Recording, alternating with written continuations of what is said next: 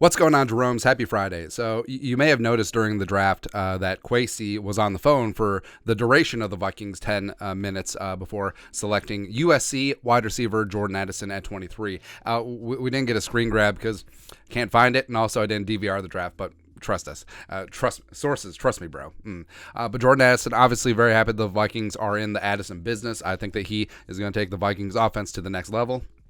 It's amazing. But of course, everyone is always open for business during the NFL draft. Kwesi wouldn't be doing his job if he didn't listen for some potential trade up or trade down offers. But this is from Darren Wolfson. Apparently, two teams I hear that had interest in moving up to 23 when the Vikings were on the clock. Saints 29, Chiefs 31. Belief as at least one of them teams would have taken Jordan Addison. Vikes like him so much. Trade offers not rich enough. Stayed at 23.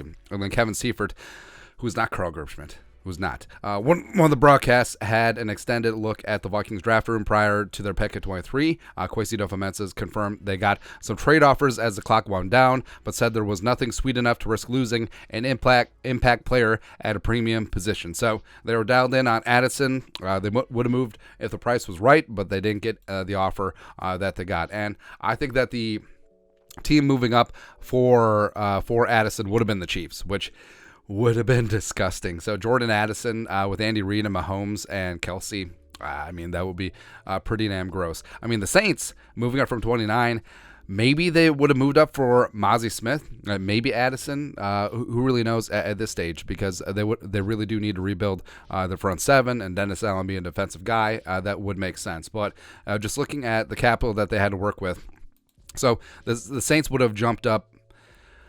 Saints would have jumped up 6 spots, and the Chiefs would have jumped up 8 spots. So, maybe the Saints offered like a couple of fourths or whatever, and the Vikings, obviously a little bit low on draft capital, only 4 picks the rest of the way, and only 1 on day 2. And the Chiefs moving up 8 spots.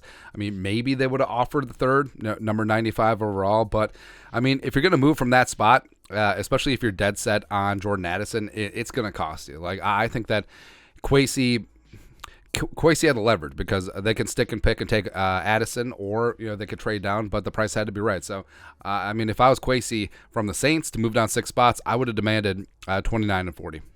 That second rounder, don't really care. And then Chiefs, 31, 63, and 122, somewhere in there, because like I said, the Vikings had all of the leverage in that spot. But either way, didn't happen.